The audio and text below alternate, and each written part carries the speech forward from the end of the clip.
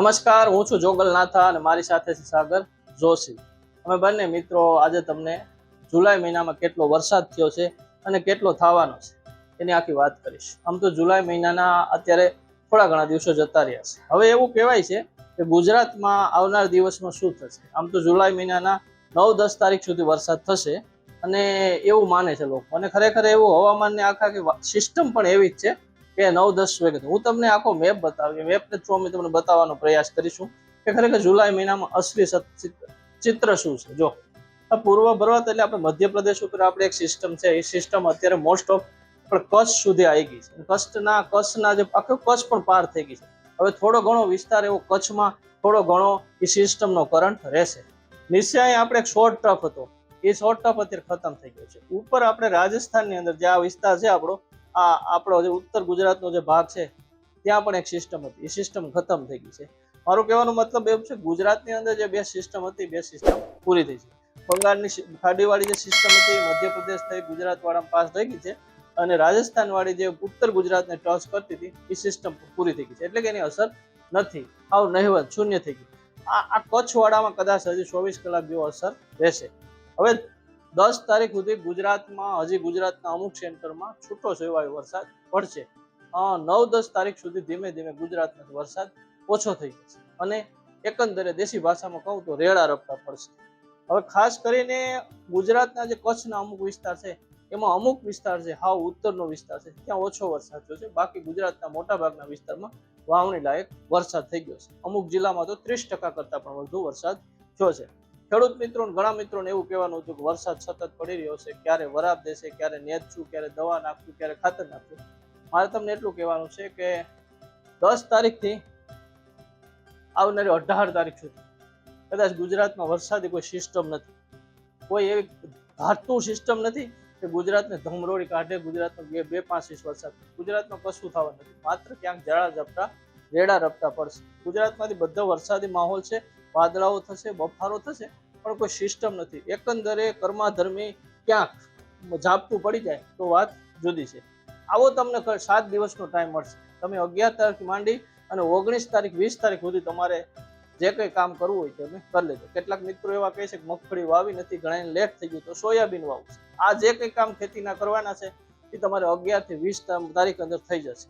20 તારીખ પછી બીજું પણ એક ચિત્ર આવશે, બરાબર. હવે હું તમને એ વાત કહી દઉં, કેટલાક લોકો એવું કહે છે કે આમાં કેવું રહેશે. જો ઘણા લોકો એવું માનતા હોય કે ચોમાસાની સિઝન તો પૂરેપૂરો આમાં તમને ટાઈમ નહીં મળે. કેમ કે આ સિસ્ટમ બને ગુજરાતમાંથી ગઈ છે તો આફ્ટરશોક છે. આફ્ટરશોક મતલબ એની થોડી ઘણી અસર રહેવાની છે, ભેજ રહેવાના છે, ચોમાસું માહોલ છે એટલે ક્યારેક જેડું રપટું પડશે.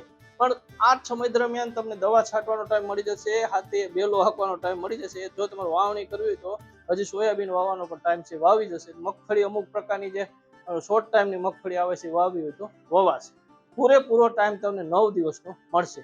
હવે જુલાઈના 18 કે 19, 20 જુલાઈ પછી 20 જુલાઈ પછી બંગાળની ખાડીમાંથી સિસ્ટમ આવશે એવો માહોલ છે, એવી વાત છે. અને આ વિજ્ઞાન હવામાન વિભાગ પણ આવું કહે છે કે ભાઈ 20 જુલાઈ આસપાસ નવી સિસ્ટમ આવશે.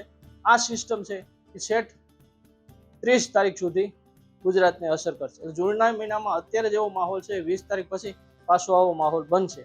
જો તમે કંઈ કરી નાખ્યું છે ખેતીમાં, ખાતીડા કે દવા ખાતર છટાઈ ગયું છે તો તમારે કોઈ ચિંતા કરવાની જરૂર નહીં રહી. હવે બીજી વાત, અત્યારે મને એક મિત્ર અમારા છે રામભાઈ છુસર એવું પૂછતા હતા કે 12 તારીખે કોઈ સિસ્ટમ આવશે, એવી એક વાત છે. અને એવું છે બી, હવામાન વિભાગનું બી એવું કેવું છે કે આપણે ઓરિસ્સા વાળી સિસ્ટમ છે પણ એ ગુજરાતને લાગુ નહીં પડે. ગુજરાતમાં 12 તારીખ આસપાસ જે કંઈ છે એ માહોલ બનવાનો નથી.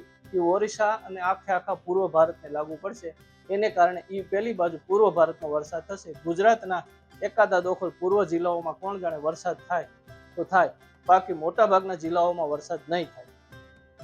20 તારીખ પછી ગુજરાતની બંગાળની ખાડીમાં સિસ્ટમ આવશે.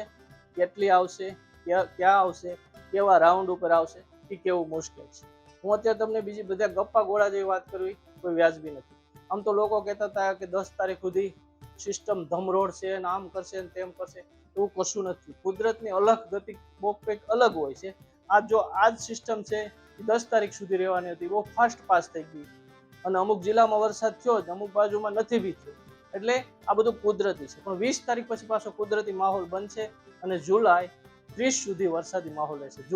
જુલાઈ મહિનામાં મને એવું લાગે છે કે આ વર્ષે ઘણા 5-7 વર્ષમાં સૌથી વધુ વરસાદ પડે એવો માહોલ બનશે. હવે પછી જુલાઈ પછી શું થાય, સિસ્ટમ શું આવશે એ કેવું પણ આપણે અત્યારથી યોગ્ય નથી. જો તમે ખેડૂત છો અને કંઈ કરવા માંગો છો, તમને એવું ઇંતજાર છે કે હવે શું કરવું, તો 5-7 દિવસનો ટાઈમ છે. તમે તમારી રીતે તમારો આ ટાઈમનો ઉપયોગ કરી તમારા પાકને તમારે જે કંઈ કરવું હોય તે કરી શકો છો. બસ આટલું. આવનાર દિવસમાં કોઈ માની લો કે બીજું કંઈ નવું અપડેટ થશે, કોઈ સાયક્લોન થશે વગેરે વગેરે ઓચિંતા, તો અમે તમને પહોંચાડતા રહીશું. યુટ્યુબ છે અમારી પોઝિટિવ વાત કરી, અમે ખેડૂતો માટે ખેડૂતો લગતી માહિતી ખેડૂતો સુધી પહોંચાડતા રહીશું. બસ આટલું જ. જય જય ગરવી ગુજરાત.